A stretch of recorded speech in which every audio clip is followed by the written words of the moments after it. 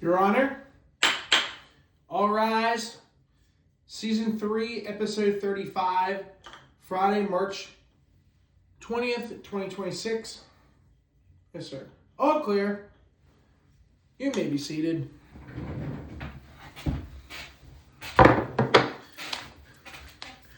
Good afternoon, ladies and gentlemen, and sorry for the delay on this episode, and welcome back, but it's good to be back. Welcome back to the Pennsylvania College Basketball Court, or the PCBC for short. This is Season 3, Episode 35, the Atlantic Region Championship Game. Seasons 1 and 2 of my podcast can be found on my Instagram page. If you search my channel on YouTube, search NWS 1999, you'll find my channel, and you'll also find my page at the Honorable Judge Noah. You'll be able to find Season 1 to 2. You can find that on my Instagram page. Link is in the bio, or if you click this video, and you look at the bottom and if you click this video, you'll be able to scroll down and you'll be able to find my Instagram page. Also in my bio page, you can find my Twitter account as well. Obviously, I've been covering a lot as I will be doing the Elite 8, Final 4, and National Championship Game for Division 2 next week. Also, we'll be discussing as we get to the final 3 episodes of the PCBC next in the coming weeks to wrap up this season. I'm your host, the Honorable Judge Noah, reporting live from the hometown main base of the PCBC, Slippery Rock, Pennsylvania. Also, for Season 3, if you look at my channel, you'll be able to find my playlist. PCBC Season 3. All episodes, including this one, will be found in that playlist. It's the only playlist I have right now. In today's episode, we're recapping the 2026 Atlantic Region Championship game, which was between IUP and Gannon. We'll also be recapping the 7 games that occurred, the other 7 region championship games. And we'll talk about a little bit about March Madness, which occurred. The tournament officially began on Tuesday. But we will talk through those first 4 matchups and then talk about the matchups that occurred yesterday on Thursday, March 19th. And also there's games going on today. Actually, there are games going on at this time. So we'll talk about that briefly as well. But of course, if you've enjoyed this series so far, please don't forget to hit that like button, leave a comment down below. And of course, don't forget to subscribe because we are nearing 110 subscribers. We're already at 110. Last time I checked, it was 111. So the more subscribers would be awesome. Please continue to subscribe and show your support for this podcast. All right, with that being said, let's talk about the 2026 Atlantic Region Championship game, IUP and Gannon. In the first half, IUP outscored Gannon 37-31. IUP looked pretty good. And then the second half came, and Gannon showed why they were the better team. Second half, Gannon outscored IUP 50-37 as the Golden Knights win their second Atlantic Region Championship in 3 seasons to advance to the Elite 8, winning 81-74. IUP finishes their season 24-8. Obviously, I give them a lot of credit for this performance. They were underdogs in this entire tournament, and they came so close to winning this tournament. Gannon improves to 31-3 and wins the Atlantic spot to go to Pittsburgh. All the region champions will be playing at the UPMC Cooper Fieldhouse, the home of Duquesne Dukes. For IUP, my player of the game goes to Dallas Dillard. In his last game as a Crimson Hawk, 38 minutes, 10-16 from the field, 1 of 7 from three-point range, 2-2 from the free throw line, 5 rebounds, 2 assists, 1 block for 23 points. He finished 5 points shy of scoring the most points in a single season in IUP history. Only Brandon Norfleet has scored more points in a single season with 662. Dillard finished his senior season with 658 points on the season. Christian Moore also in his last game, 31 minutes, 7-16 from the field, 3 of 9 from three-point range, 1 of 2 from the free throw line, 4 rebounds, 3 assists, 2 steals for 18 points. He was also nominated to the All-Atlantic Region tournament team, which was pretty cool. Demir Brooks, 28 minutes, also his last game, 7 of 8 from the field, 1 of 2 from the free throw line, 5 rebounds, 3 assists, 1 block for 15 points. The remaining players, Ian Herring, 33 minutes, 2-5 from the field, 0-1 from three-point range, 3-5 from the free throw line, 7 rebounds, 1 assist, 3 steals for 7 points. And then Bautista Rodriguez, our remaining starter, 24 minutes, 1 of 3 from the field, 0-1 from three-point range, 0-1 from the free throw line, 3 rebounds, 1 assist for 2 points. Kamani Moreira off the bench, 29 minutes, 2-7 from the field, 1 of 5 from three-point range, 2 of 2 from the free throw line, 1 rebound, 6 assists for 7 points. Hopefully he has not played his last game at IUP. He is now 178 points from reaching 1,000 points in his career. He would be possibly the 38th Crimson Hawk to score 1,000 if he stays next year. Luke Triggs, former Mercyhurst Laker, played his last collegiate game for IUP. 12 minutes off the bench, 1 of 2 from the field, 1 rebound and 1 block for 2 points. Sarp Fortune, 5 minutes, had recorded 0 field goal attempts and had 2 fouls and 1 turnover for 0 points. Could this be his last game at IUP? He's going to be a senior next year, but I don't know if he's going to stay with the program. In the first half, IUP shot 55.2% from the field, 28.6% from three-point range, 25% from the free throw line. Second half, shot 50% from the floor, 11.1% from three-point range, 80% from the free throw line. Overall, the Crimson Hawks of IUP shot the ball pretty well from the field, 52.6%, 21.7% from three-point range, though, and 64.3% from the free throw line. If they would have done better, if they would have had their three-point field goal percentage be a lot better, I think IUP wins this game.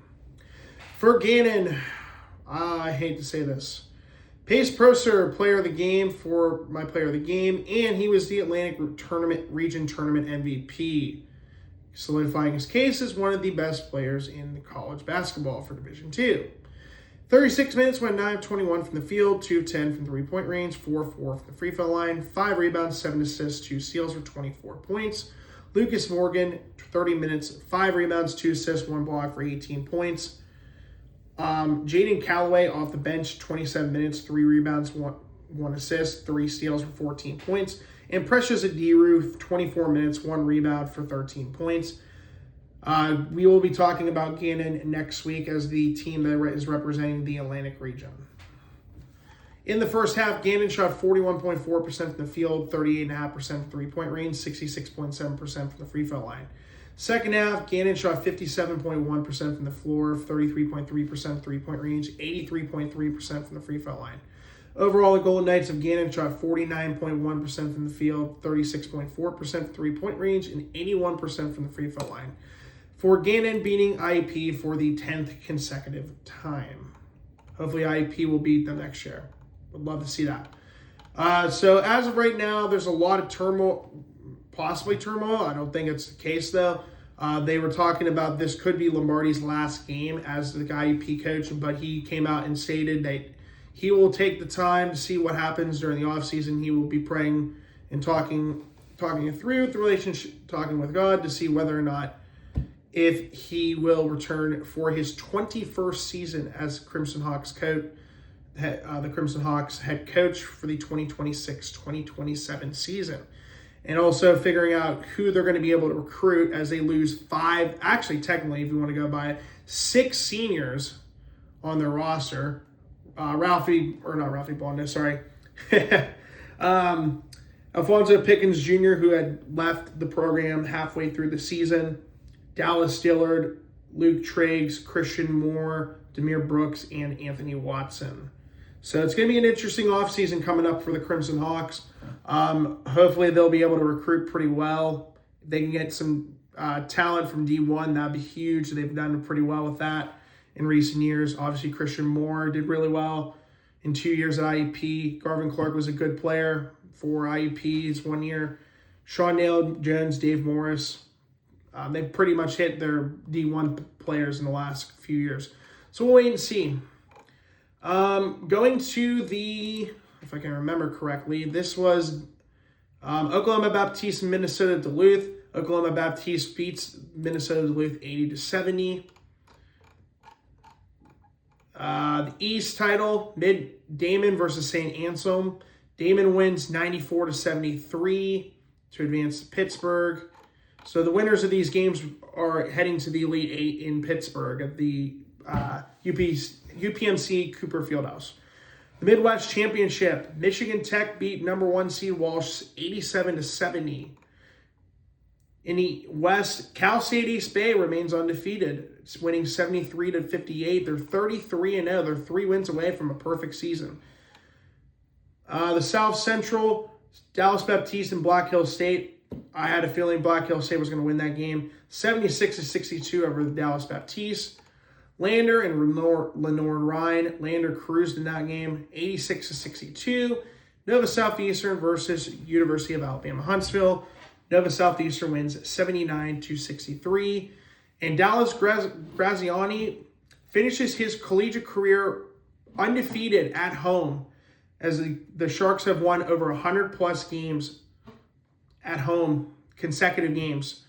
And Dallas Graziani finishes his career 67-0 all-time at home for Nova Southeastern. He's only lost 2 games in 4 years. Hard to believe that. So your matchups for next week, for next Wednesday. The first game at noon, it is the number 3 seed Gannon, winners of the Atlantic, taking on Michigan Tech, the 6th seed, winners of the Midwest. Then at 2:30, Cal State East Bay, 33-0, winners of the West, taking on 7th seed Oklahoma Baptiste. Then at 6, number 1 seed going into the Elite Eight, Nova Southeastern, the defending national champions, winners of 2 of the last 3 national championships in Division II, taking on Black Hills State. That's going to be a good matchup because these are 2 teams that usually make it to the Elite Eight. Then at 8:30, 4th seed Damon versus number 5 seed Lander. That should be a good matchup as well. Damon is 33-1 going into this Elite Eight. All right, so that is where we sit with Division II. Now let's talk about March Madness. For the first 4, which was on Tuesday, your first 2 matchups were UMBC and Howard, and Texas and North Carolina State, NC State.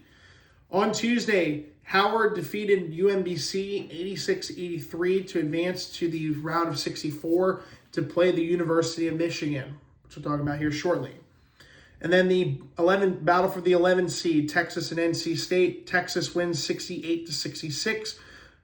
They will face off against the number 6 seed. Let me take a look who they're facing. I'm trying to remember.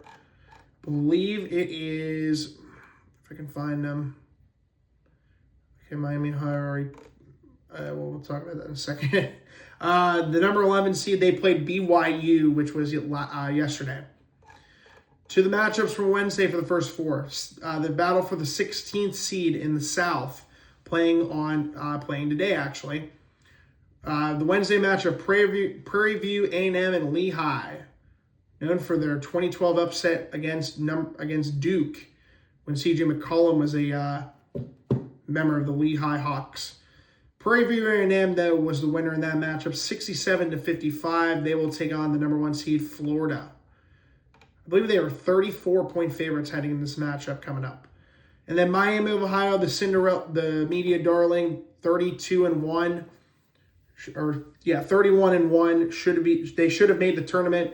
Well, they won their matchup 89-79 over SMU to claim the 11th spot in the Midwest. They will take on the 6th seed Tennessee, which is coming up here pretty soon at 4:25 Eastern. So let's look at the matchups. There were 16 games from yesterday. First one was Ohio State and TCU, the 8-9 matchup in the East in Greenville, South Carolina. TCU beats Ohio State 66-64. Jamie Dixon, their head coach, who was Joe Lombardi's mentor. He was the mentor to Joe Lombardi. He was an assistant coach under Jamie Dixon when he was at the University of Pittsburgh from 2003 to 2006. The next matchup, 4-13 matchup, was Nebraska versus Troy. Nebraska gets its first ever tournament win, 76-47 over Troy in Oklahoma City. In the East, the 6-11 matchup, Louisville and Southern Florida. Southern Florida has a former Gannon Golden Knight and Josh Omayafo. This was unfortunately his last game as Louisville held on to win 83-79 in Buffalo. 12-5 matchup in the West. The first big upset of March Madness in Portland. High Point beat Wisconsin 83-82. Then at the East matchup, the 1 versus 16 matchup, Duke and Siena. Siena had a former PSAC East Athlete of the Year in Justice Schultz. However, Duke held on to win 71-65 in a very close matchup. We thought this would be a very close matchup, and I thought Siena was going to pull off a stunner, but Duke held on to win, barely. That game was played in Greenville. The 5-12 matchup in Oklahoma City, Vanderbilt versus McNeese. Vanderbilt wins 78-68. 3-14 matchup in Buffalo. Michigan State versus North Dakota State. Michigan State won 92-67. First round matchup in the West, 4-13. Arkansas versus Hawaii. Arkansas has former IUP Crimson Hawks, Shondale Jones' brother Malik Thomas, who's a freshman for Arkansas this year. Arkansas wins 97-78. The 6-11 matchup, North Carolina and Virginia Commonwealth University, VCU. That game was played in Greenville. VCU wins 82-78 in overtime. Another 11 seed with an upset. Number 1 seed in the Midwest, Michigan. Number 1 seed in Midwest, Michigan. They beat the 16 seed Howard 101-80. That game was played also in Buffalo. 7-10 matchup, St. Mary's versus Texas A&M. A&M wins 63-50 in Oklahoma City. 6-11 matchup, Texas and BYU. BYU had A.J. DeBonsa, who was the top scorer in Division I this year, averaging 25 points a game. However, Texas pulls off the win 79-71, advancing to the second round. The 3-14 matchup in the South, Illinois versus the University of Pennsylvania in Greenville. Illinois won that game very easily, 105-70. The 8-9 matchup, Georgia versus St. Louis, the Billikens in Buffalo. St. Louis crushed it, 102-77. 2-15 matchup, Houston versus Idaho and Oklahoma City. Houston crushed was going to win this game easily, 78-47. And then the 3-14 matchup that just wrapped up not that long ago, Gonzaga versus Kennesaw State in Portland. And, of course, the home team, or the near home team, won that one. Gonzaga wins 73-64. Matchups that are occurring at this time are just finished. Kentucky and Santa Clara, Texas Tech and Akron, Arizona versus Long Island, who has a former Slippery Rock basketball superstar in Jomo Goings. And they defeated former PSAC rival of IUP's Merciers in the Northeast Conference Championship game. Other games also that are occurring right now, Virginia and Wright State, Iowa State versus Tennessee State, which was the school that had Dave Morris before he went to IUP. And then games coming up, well, I guess they started now, Alabama and Hofstra. And then my game coming up here pretty soon is Villanova. My boys are back in for the first time in 4 years as an underdog against Utah State. Other games coming up tonight, the media darling, Miami, Ohio against Tennessee, Iowa and Clemson, St. John's in Northern Iowa, UCLA in Central Florida, Purdue and Queens, North Carolina. This is an interesting team because they are actually merging with Elon this upcoming fall. So then they make their first bid in the tournament, and they're going to be no longer a school. They're going to be combining with Elon next year. Florida and Prairie View and A&M. Florida, the defending national champions for March Madness. Kansas and Cal Baptiste. Cal Baptiste makes the tournament for the first time. UConn and Furman.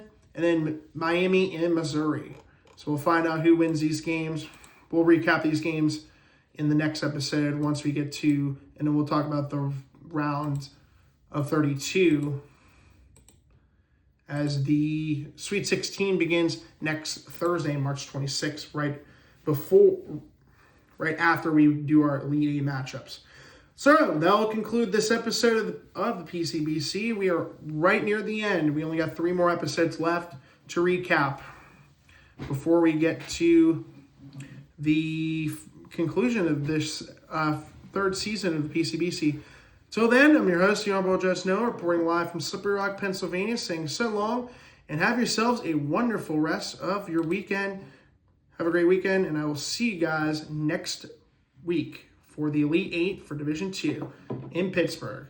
Till then, recess time.